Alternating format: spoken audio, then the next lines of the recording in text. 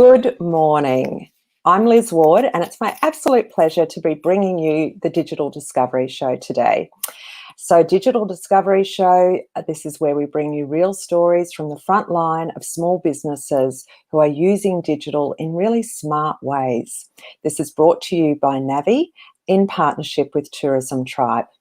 Remember, this is a show that's designed to inspire you as a small business owner and operator, and also give you some really practical ideas, because these are your industry peers and business owners like you who are navigating their way through this constantly changing digital world to make their businesses more sustainable and give them the lifestyle that they're looking for. We've got a really special guest that you are going to want to ask questions of today, I'm sure, because she has such a varied background and she's so entrepreneurial. And I would love to introduce you to this lady in just one second. Let me tell you a little bit about her first of all. So our guest is a lady called Tania Paul, who's based in Queensland, in the southeast Queensland, a little bit off the coast in a place called Yarraman. Now, that doesn't stop Tanya having a very nationalised business and broad business profile. So she's involved in quite a few businesses and has started a lot of these businesses. Firstly, she's a founder at Yarraman Business Group. You'll learn more about these in just one sec. She's also owner at Business Office Solutions and Support. Think about that one, BOSS for short. She's the editor at the Yarraman Junction. So she's in the local media and drives that. And she's a partner at the Yarraman Caravan Park. So she's also in the accommodation sector, as well as working in bookkeeping services and advising small businesses, and a little bit of media in there as well. And she's a really supportive person in terms of her local businesses. Tanya loves learning. She loves being challenged and helping other people to be successful in what they choose to do. That's why we love Tanya. Her work history is varied, from selling excavator spare parts back in the day when Excel was the best option for stock control, through to now owning her own businesses, bookkeeping business with 4 staff, a caravan park with 3 staff, and just starting up a small craft business as well. So she's quite creative too. She is also a valued member of Navii's Small Business Advisory Group. She's a perfect representative of the small business sector. She also assists authors to self-publish, produces the local community magazine, is involved in the local business group and the local community radio station. BOSS was her first business, started in 2002 after being an on-site bookkeeper and PA, so she knew all the technical stuff and how to do it well, for a much larger business for 7 years. BOSS offers services in bookkeeping, admin support, publishing support, got a range of clients, both large and small. Tanya and her staff aim to make life easier for their clients. That's their main aim, to leave their clients free to do what they need to do to keep their businesses successful and keep calm in their lives. Bookkeeping to some people may seem a little bit dull, a topic, but Tanya's easy relationship with her clients means that there's plenty of laughs in their working day and plenty to talk about. So Tanya, please join me on screen now. Hi, Liz. Hi. Thank you so much for your time in coming to share some of your stories and your experience and learnings with us today. And, as I've introduced you, you have an amazing diversified background. And I'm really curious, whilst I've gotten to know you a little bit, I don't know what actually is the DNA of Tania Paul in terms of what makes you strike at all these different opportunities. And so I would love it if you could share your story about how you got to where you are and how you got started in these different businesses. If you could share some of that with us, I'm sure people will find that super interesting. Don't know about interesting, but anyway, it's varied. Everyone else will find it interesting if I find it interesting. Thank you, Liz. Well, I started off actually as an English high school teacher and taught in Australia, and then travelled overseas and taught in Europe. And when I came back, I decided not to go back into teaching. I decided that I would try something else. And I ended up working for that company that sells excavator parts, and spare parts and machinery, and worked with them for about 7 years. And part of that role saw me helping them become digital, setting up their inventory system in Excel, of course, which is still one of my favorite tools, and eventually became the on-site bookkeeper and brought in GST when it first came in, all that sort of stuff. So that was pretty in-depth. And then when my daughter was born, I moved away to working from home, still worked for that business. They were very flexible and let me work from home for a year. And then we transitioned to new staff for them. That was back when you had to dial in. Gosh, wasn't that a while ago? And so from then I developed BOSS, Brisbane Office Solutions and Support, because I was looking for something that I could do based from home and be flexible and still keep that life balance, although I'm not particularly good at it, I have to admit that. And so I started that off. I started off with just a friend as a client and still in my old job, and then slowly weaned off the old job and picked up new clients through making relationships with accountants. I have some excellent accountants that I work with, and then developed that in there, and then sort of thought, oh, I need a little bit of help. So I approached one of the mums at school where my daughter went to school back then. And over the years, I've always picked up staff from mums at school or people in the community now that I've moved out here and I don't have a daughter at school.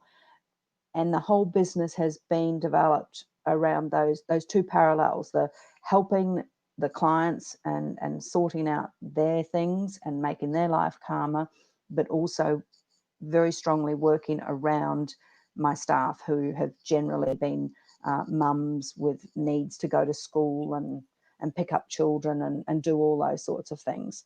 And that's been really important to me to be able to provide that for my staff. So it's always been a flexible working relationship. So, yeah.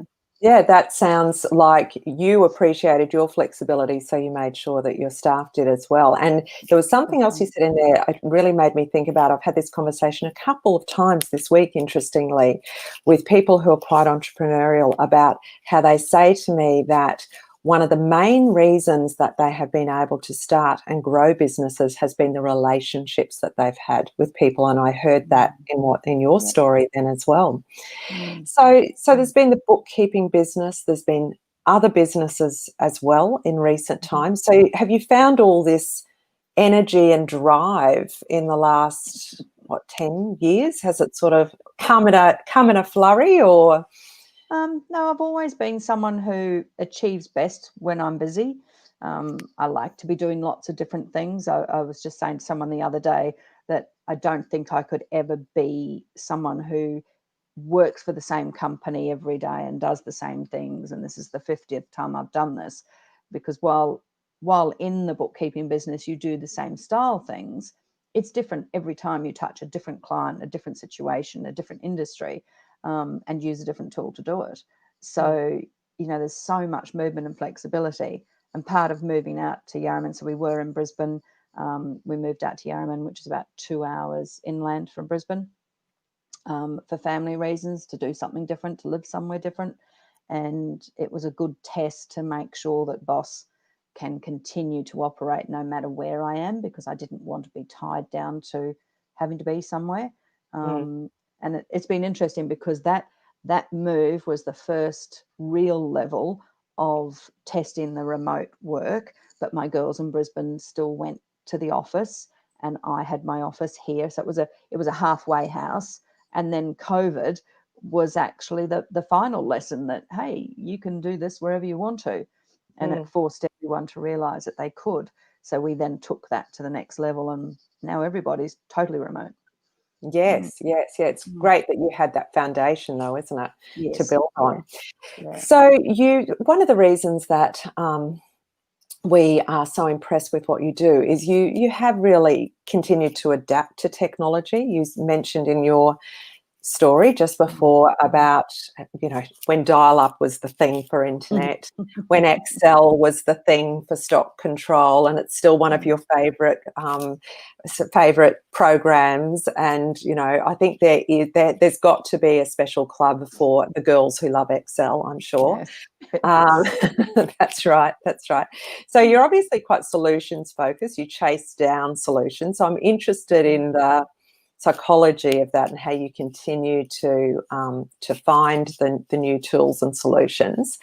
But what does that journey look like for you through technology? Because it has changed so much over the last 20 years, and you started the bookkeeping business in 2002, so you would have seen so much change. You must have tried a lot of different platforms. What do you recall about some really sort of aha moments, or, you know, changes that you made through that time?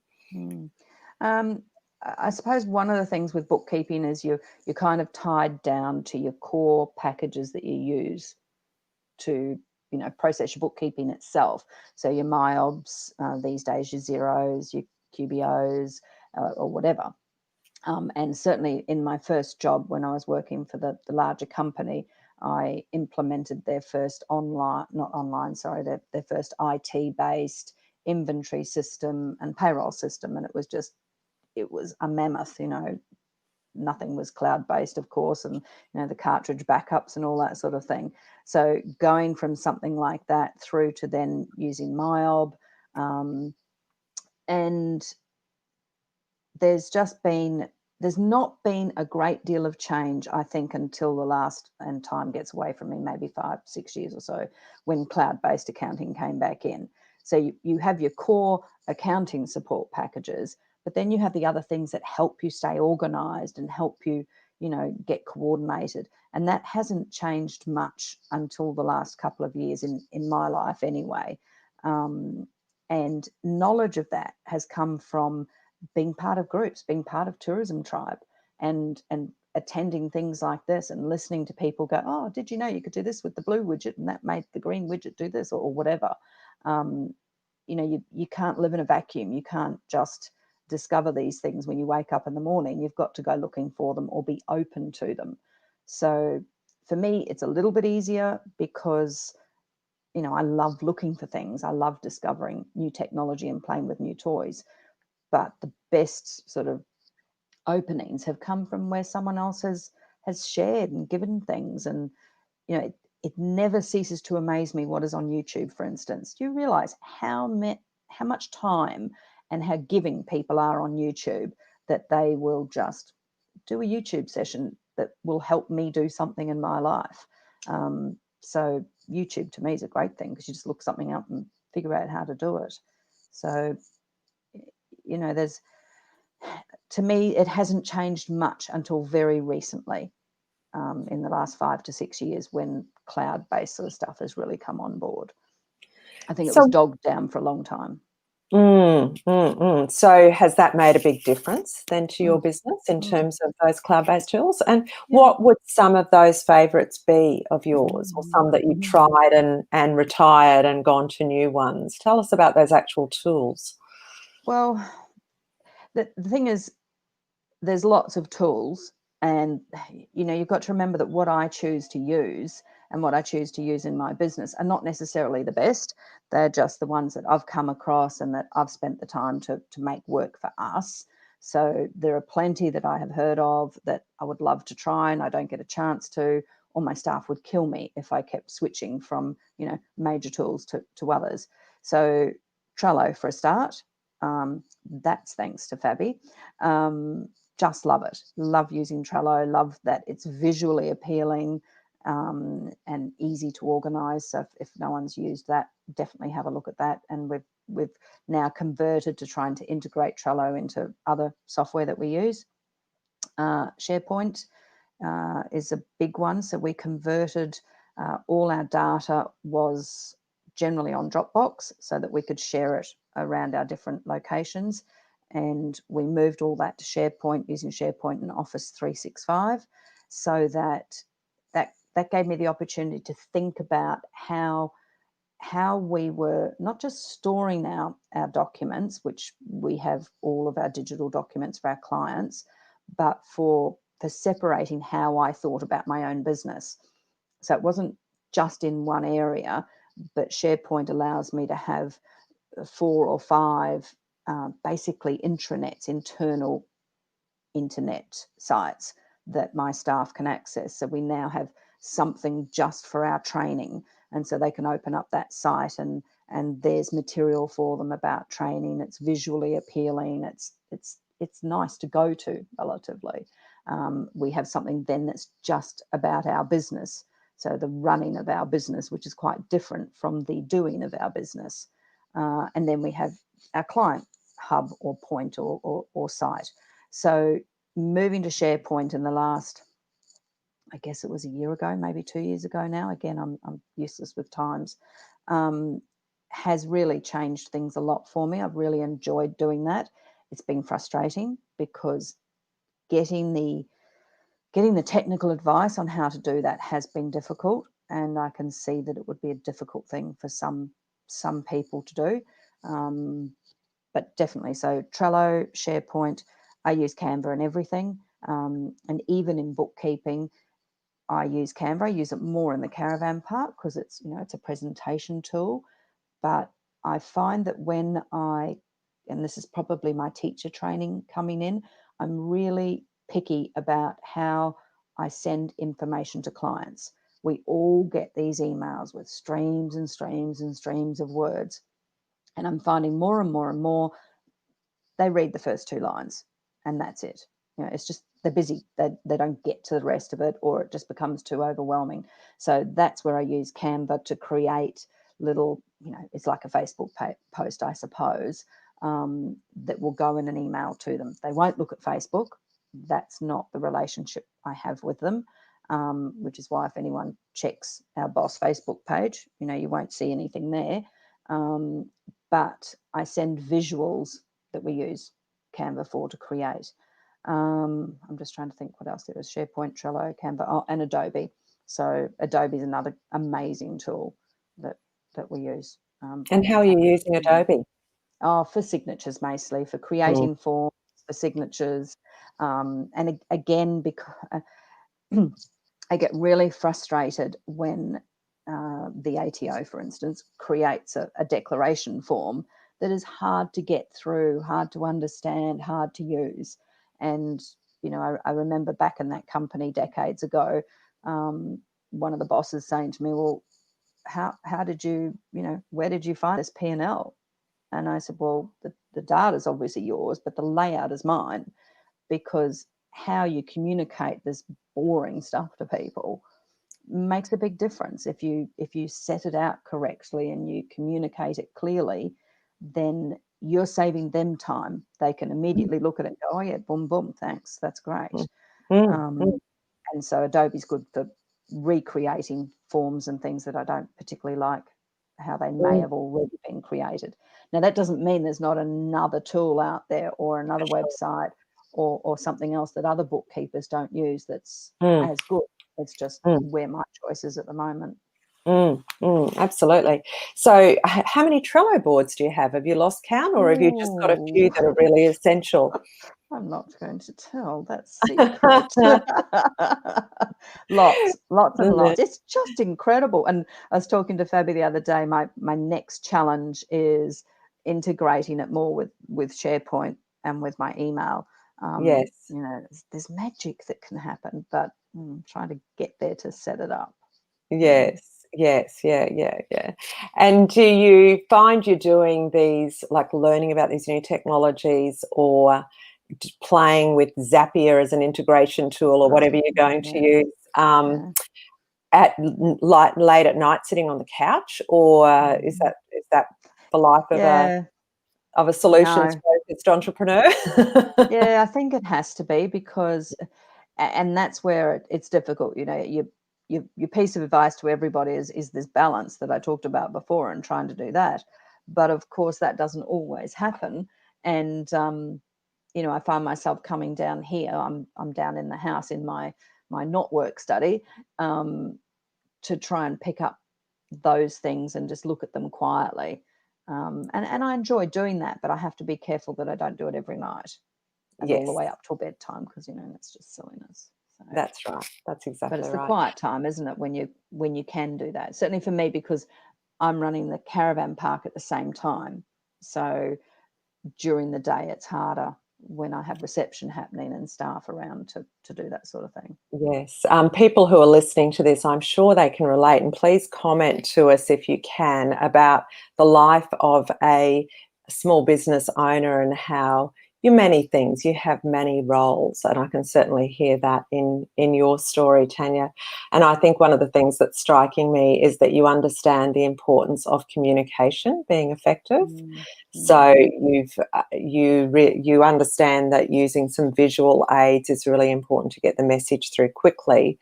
So we would teach that also in social media. So it's not all pictures, it's not all words, it's often a combination of both that is going to help to get that message through quickly. And people in COVID have been, anecdotally, we've heard, have been cleansing their inboxes. So they're just getting, the emails that you send to your clients or anybody have to cut through. They have to get that message through quickly. So it sounds to me like you've drunken the Kool-Aid on that. You understand that really well. And the other thing, it was something that my daughter, who did graphic design when she went to uni, said to me a long time ago. She was looking at some documents or something that I was working on. This might have been 10, 15 years ago. Mum, even if it's a printed document, it has to look good for your intended audience to want to digest it.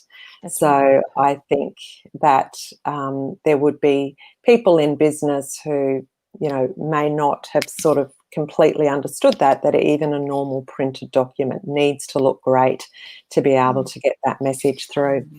And also, sorry to interrupt you there, No, Liz, you but are. also working with your staff. That's why I choose Trello over perhaps other similar things. You've got lists and whatnot and office teams and all of that, because it's beautiful. I'm sorry, but we're all spoiled. I don't want to deal with an ugly thing to organize my life. I know that sounds quite princess-like, but if I can have a Trello board that does the same thing and has the background of a wonderful place I've been to, or allows me to color code and set things up so that it's a pleasure to use as well as effective. So it's the same as communicating to your clients, but also for internally. Make sure that what you do is a pleasure to use. Otherwise, find another tool. There's just too Yes. many out there. Yes, that's right. We're spoiled for choice, aren't we? Yep. Absolutely. Let's talk a little bit about your bookkeeping clients. And I know they're a diverse range of businesses, so I'm sure they're very different people and different types of businesses. What are some of the pain points you've seen for them in their businesses where you've helped them to find some systems, either systems you've developed or tools you've recommended to them, you've helped them set up? Have you got some stories there that would be great to share with people? So I think the main crux with any business, isn't it, is the paperwork. Trying to figure out what they're going to do with their paperwork. It's not their love. They don't care about it. They don't want to do it. So things like Receipt Bank, HubDoc, and MyObs InTray have been game changers recently. So training people who don't want anything to do with the computer, just to use their mobile phone, take a picture of the document. It immediately comes through to one of my staff. We get to deal with it, and they don't have to think about it again. So I think they have been the main things, and that, again, they've been relatively recent. Prior to that, it was old physical systems of posting the clients a bunch of prepaid postage bags so they could just throw everything in there for us. That was the old way that we could make their lives easier. But certainly being able to scan documents in that are now digitally attached to the software has just been brilliant. And showing them that we can produce reports and things for them so they don't need us to go on site. That's probably was the first pain point for them, that they felt that we needed to be on site. to be able to do things. So showing them that that wasn't necessary, but it's dealing with the masses and masses of paperwork and getting a flow or a process, I suppose. So a lot of the time it's training clients what to do and in what order. You know, they know how to run their business, they know how to pay their bills, they know all that, but how to get it to a bookkeeper or get it into a system in a timely fashion. You know, do they pay the bill first? Do they enter it into the software first? You know, do they keep it in A to Z order? All those little nitty gritty things that you can make those choices or advise them and make it a lot easier for them. But and payroll, I think, is the other one, that's just becoming a bigger and bigger headache for everybody. You know, if the government wants to encourage people to employ people, I think they need to make it a little bit easier for them. And so we try to help there as well, or point them in the direction of someone who's more appropriate to help them. So mainly it's the paper, Liz. Yep, mainly it's the paper bits, trying to deal with all of them. Oh, I can't hear you, Liz. I think you're...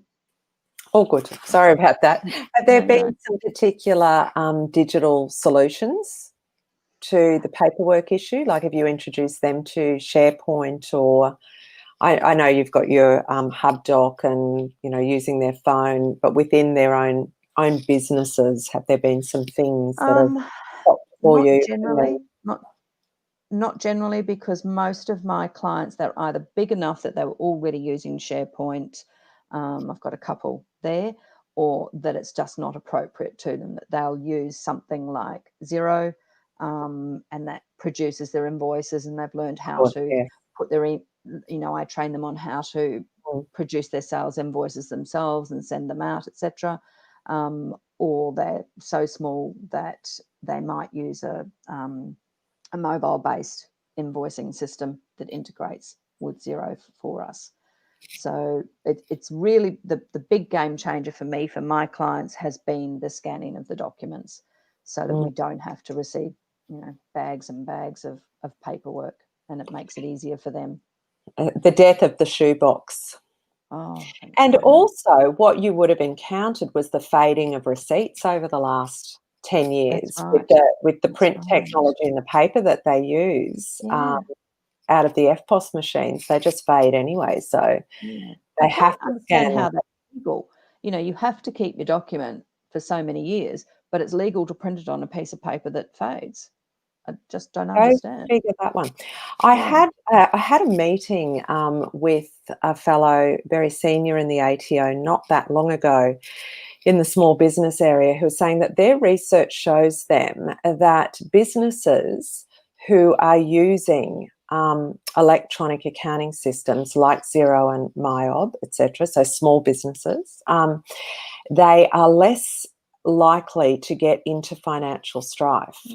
And their research shows them that is because the technology, in a way, forces them to meet their commitments and to evaluate their readiness to meet those tax commitments, PAYG tax and BAS, etc. And also they can automate monthly superannuation payments. And, you know, so even though it feels still, you know, you still hate paying that quarterly tax bill, they're more ready to pay it if they're using an electronic system. Would you say you experienced the same thing? Oh, absolutely, because part of the whole process, because they can get us the documents instantly, so every day the documents are rolling through, and because of the implementation now of bank feeds, so you open the software and everything from the bank account is already there.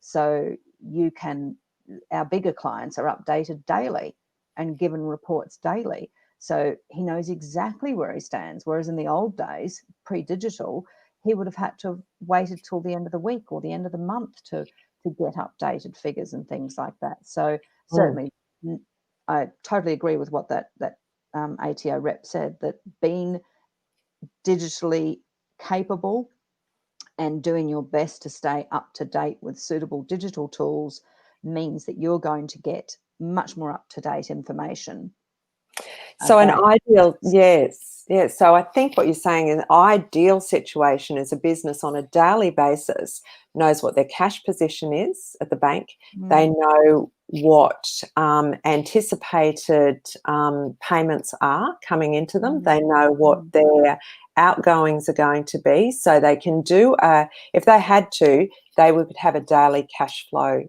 position. Yeah, That would be daily's an ideal. quite extreme, and it Yeah, just depends on the business. Very few yes, businesses need daily, but yes, it does depend on their business. yes.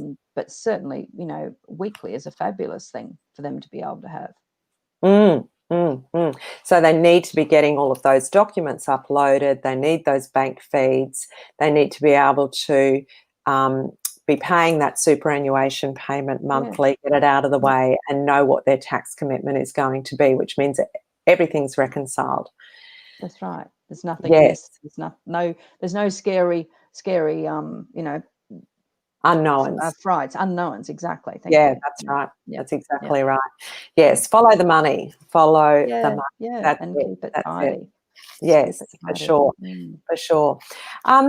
With your staff working remotely, which a lot of businesses are presently experiencing for the first time because of COVID, um, what do you think some of the foundation things have been that you've done, culturally, communication-wise? How have you made it work so that you can have a healthy and happy HR, Mm. asset in your business? Listen, I mean, it comes and goes. I forgot to mention Zoom before. We would be absolutely useless without Zoom, um, and trying to manage that's been a whole different thing because we use Zoom all the time, so we're constantly in chat. So the texting chat in Zoom, so that if I was in the office, they might turn around and say, what do you think about this? So they'll put it on Zoom, but one of the challenges from my point of view is that they don't get to see all the questions I'm getting. So that became a little bit difficult because the individuals would go, oh, she's not answering me. She's not answering me. Whereas if we were in the same room, she'd realize that someone was already talking to me or had already engaged me in a conversation and a question answer. So we've had to sort of explain that to each other to learn patience, I suppose.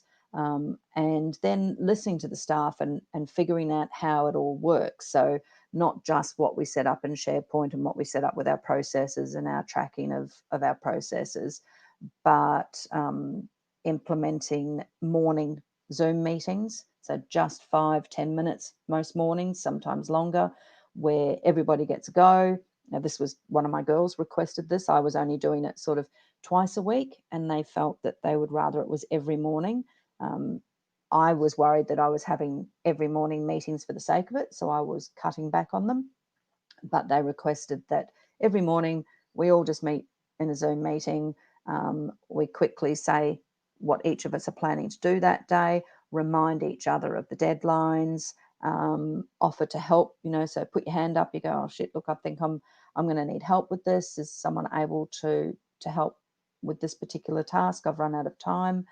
And that's worked really, really well. It helps keep morale up. We all know each other. When I first moved out here, so I've got 2 staff in Brisbane, 2 out here, and so I think it was after a year, I brought the 2 girls from Brisbane up here for a couple of days, and we went out to dinner, got to meet face to face, which not everybody can do. That's a treat. And we haven't always met all of our clients either. We've got clients from all around the place, and there are some that I didn't meet for years face to face. So as a staff group, it's been Zoom has been the lifesaver, and the regular meetings. The girls were correct. I should have been doing them every day, and doing them every day has made a big difference. Yeah.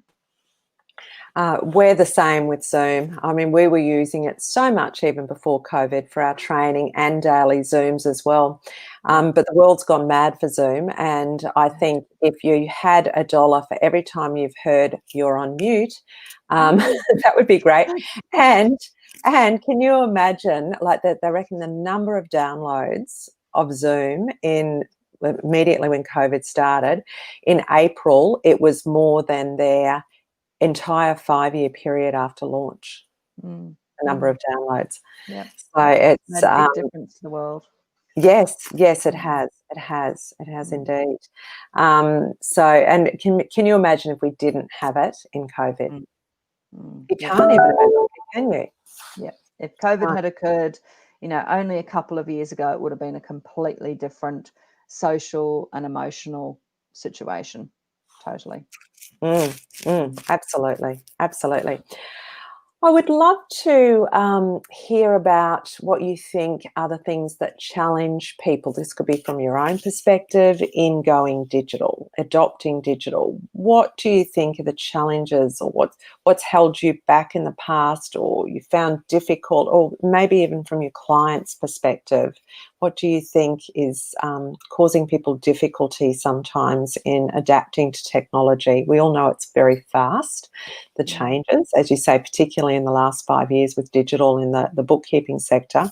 But even from the perspective of the caravan park, would you say that there are challenges there that you've had to overcome?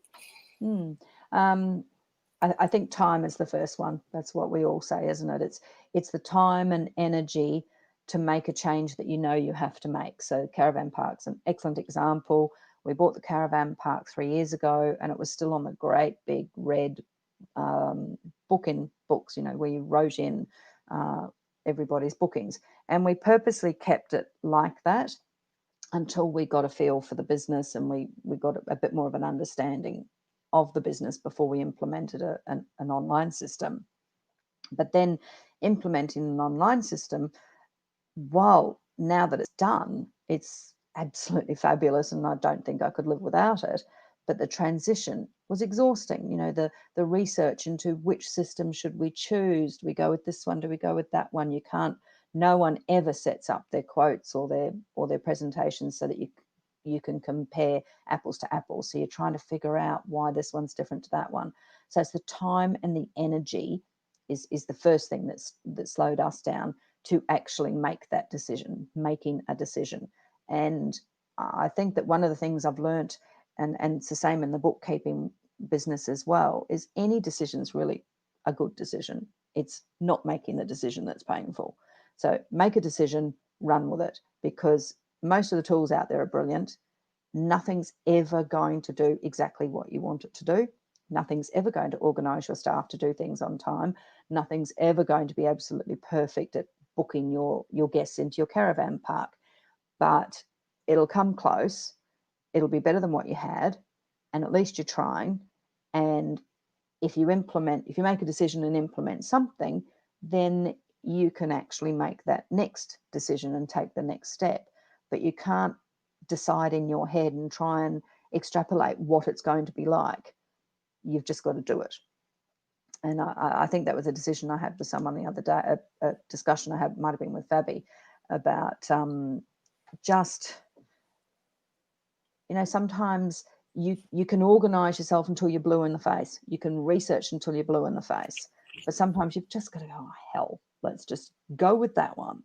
Because in the end, I always remember renovating a kitchen, and I spent hours deciding on the splashback tiles, and they went up, and it was just like, oh yeah, look, they're there. I can't even remember what the other options were. Now they're there, they're fine, they're there. Let's just do it. Yes. So I think it's time and energy for a start, and then knowing where to go to get that help, because you don't know you need something if you don't know it exists. And that's where Navii's going to come in. No, that's true. That is true. Well, building awareness, isn't it? It's you don't know what you don't know. So unless you've got your ears and eyes open, and beginning of our conversation, you talked about how you're a member of groups and pay attention online to things. So you've got your eyes and ears open. So when you hear something interesting, you think, oh, I could have a look at that. So that awareness, so that's like an appetite to keep improving your business. So that's a really important attitude, isn't it? I love what you said about making a decision, and I think that's a rule for life, isn't it? You can agonize about big decisions, in life and in business. Which way should we go? You contemplate the options, you research them. The sense of relief you have when you actually just go, oh, hang on, I'll just go make a decision. Once you've made the decision, you can get on with implementing the strategy. And that's when you can, you can adapt. As you say, not one digital tool is 100% perfect for your needs. I'm yet to find that technology solution. They never are. So then you fill those gaps in other ways, or you hammer the provider until they, like with your online booking system for the caravan park, hey, it doesn't have this functionality. You really need to do that. Get it onto your technology roadmap. And a good technology provider, particularly where it's fairly niche like that, like a industry-specific e-commerce tool, which should have a technology roadmap, should be listening to their customers, should be providing great support. And I would add to that, when you're buying a mission-critical system for your business, like an e-commerce solution, or a website, your 24/7 online shop front, you have to have such a good relationship with that provider that they listen to you and that they are willing to make advancements to stay up with your customer needs. And I cannot tell you the number of times that we have encountered clients through Tourism Tribe who have a shabby relationship with their web developer, or have never even contemplated the idea of going back to their booking system provider and saying, well, why doesn't it integrate with Google Analytics? And why am I even still with you if it doesn't? Yes. They haven't contemplated it because the idea of change is too enormous. Yeah, so it's what you said. It's a big undertaking. When it's a mission critical system, it's a big undertaking. So we can't say it's a really tiny thing to do, but you do need to, at some point in time, invest in making that change if your provider won't give you what you need. So many important things in there. So time is the big one for you. Knowledge. Not staying open to the knowledge, having the knowledge of what's out there. And the other thing that came up, it's me waving my hands about, sorry, is, and JobKeeper, I suppose, was the big thing that reminded me there, is having your, what was the term? Having your trusted source of information. Really, really important. Within 3 weeks of JobKeeper, if I'd seen another email about JobKeeper, I would have just collapsed on the floor and sobbed. It's just stop sending me this. Just too many people trying to be experts on it. Is that what it was? And look, bless them. Every association and all of that, definitely, were doing their best, and that's fine. But I, for my own emotional well-being, had to decide these are the two I'm going to listen to. ATO, obviously. These are my trusted sources in the caravan park and in the bookkeeping, and that has now continued because everybody shares everything because they're all, a business group of this or a subsidiary of that or any other sort of networky group, and you can and you will become overwhelmed. So you have to choose, and you have to train your clients to choose what are their trusted sources. And so from a bookkeeper's point of view, you want to become one of those trusted sources that they can easily absorb the information you're giving, that it's just what they need now. It's not, further down next March, unless they need to think that far, but the world will change by then anyway. And as we all know, all the rules will change 3 times by then.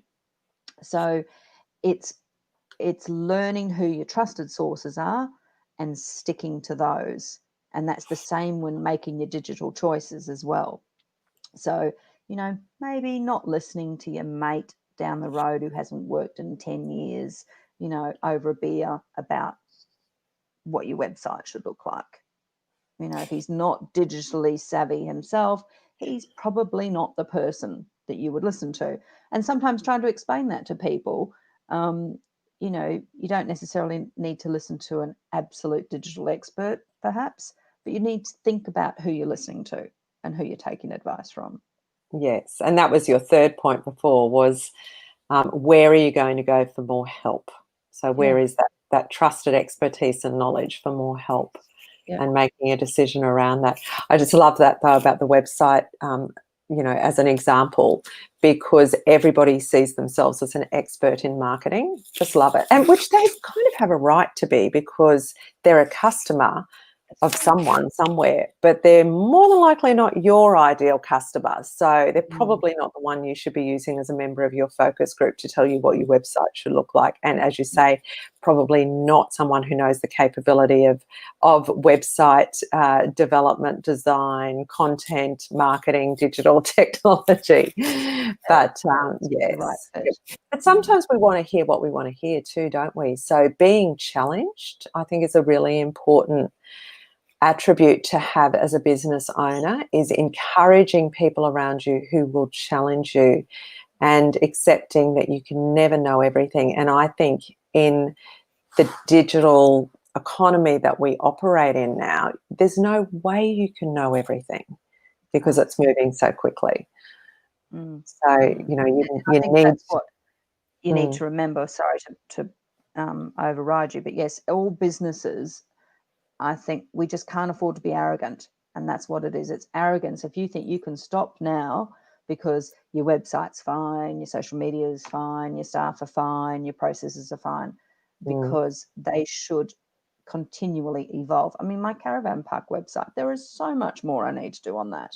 And that, we started a new website in along with our booking system people, and it will never be finished. I know that people like familiarity, but in the same sense, from my point of view, it can never be finished. There's so much more that can be done. And the same within my processes. The analogy is your shop.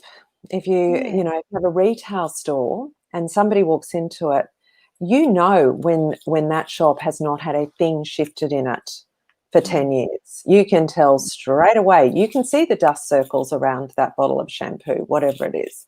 So it's like your website cannot, it is your shop. It is your retail shop front. And so it needs to be fresh, it needs to be clean, it needs to have new products in it, it needs to, have a fresh-faced salesperson ready to talk to you, not somebody very tired who's been there for a long time. So so learning all the time, that's what we have to remember. There's so much out there, just little tidbits. If you learn something little every now and then, surely there's stuff there all the time. Yeah.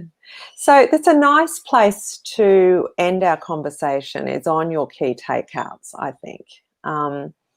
So you're telling us that be prepared to put some time in, otherwise your business is at risk of being left behind. So be prepared to put the time in to adapt to digital technology and find solutions. Make a decision, run with it, work with it.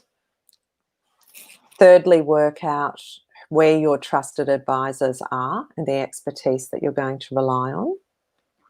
I would say, fourthly, was the importance of remaining open, aware, and curious, and having those sources of, whether they be Facebook groups or, your local chambers of commerce or networking groups or, digital groups. Maybe finding a mentor. That's really important. And I've failed to say that before, is finding a mentor. It doesn't have to be an expensive thing. It doesn't have to be someone who's talking to you all the time. And I think from my point of view, it's actually been better, because I've had a few over the years. Maybe the more effective ones have not been family members, have not been friends, because we all think of a mentor as being, my godfather was my mentor for a long time. My father is still a mentor, but they're emotional mentors maybe, and business experience mentors. But a mentor who mentors lots of other people can therefore pick some of that I haven't heard about and share it with me in a private fashion, of course. But so I think mentor has changed from what it used to be. I think so too. And I think you want to be challenged. So you don't need that emotional attachment that will just get That's in the way. Yes. right. Yeah. Very. Some of your favourite tools you mentioned. You're well and truly in love with Trello. I can see that. You have a loving relationship with Trello. So digital organisation tool, collaboration tool, electronic whiteboard, if you like, to organise just about anything. And now you're starting to integrate, you're looking for solutions to integrate that with email and other sources. You've moved over to SharePoint. You're finding that's really working, giving you those different spaces and document access for your different groups of clients and teams. Remote working, you're loving Zoom and using the chat capability of Zoom as well, using it like an office. Yep. With clients as well. So you just have Zoom open all the time. I have no life. No, I don't mean that. So with some of the larger clients where I support their admin staff, so I don't give it to everybody because you'd never get anything done, but they can then quickly send me a question and a screenshot so that I can help them how to do something in Mild or something like that. Wow, That's great. but you really are in their business, aren't you? It's fantastic. And the other thing I think really resonated for me was max out the capability of your cloud-based accounting software, be that Xero or MyOb or whatever you're using. Look for every opportunity to digitize any manual processes, paperwork, receipts, automate everything that you can. So really be curious and understand all the capability and look to your accountant or bookkeeper to, they should have the knowledge about that, to make your life easier as a business and save you time. And keep that balance. We're back to where we started at the beginning. Keep that balance in your life that, okay, you might say, oh, it's X number of dollars a month for Receipt Bank or something. But once you're using it properly, it gives you that extra time and the peace of mind. So you've got to think about that balance and everything. My husband says I still haven't quite got that right, but anyway. Yes. Well, we might have to find you another safe space. So you're now using your home office to do this interview where you don't normally work, which is where you come to hide. It's a bit of a Tanya cave to come and play with other technologies. But maybe you're starting to infiltrate a bit too much work into that home office. You might need to find another Tanya cave to go into for some Tanya time. Yes, I'm look creating after yourself. Studios. So we'll do that next. Yes. Yeah.